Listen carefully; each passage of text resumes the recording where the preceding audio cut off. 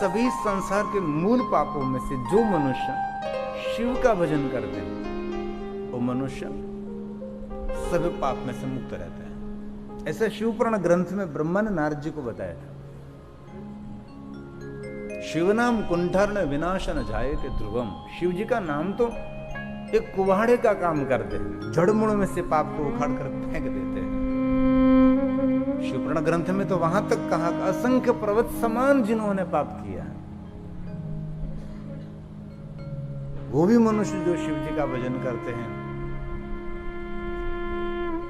सब पाप में से वो मुक्त हो जाते हैं।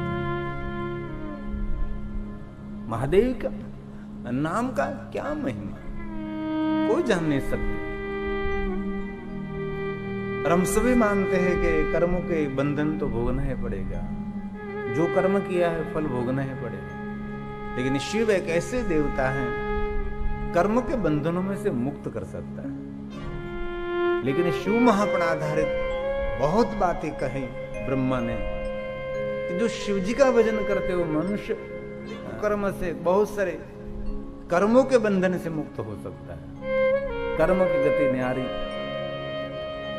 कर्म प्रधान विश्व रचि राखा, जैसे कर्म करोगे वैसा फल मिलेगा, ये सब हम जानते हैं।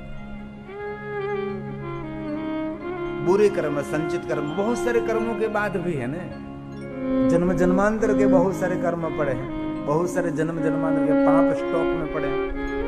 एक लिंगाष्टक की भी पंक्ति है, इनमें भी ये बात कही है,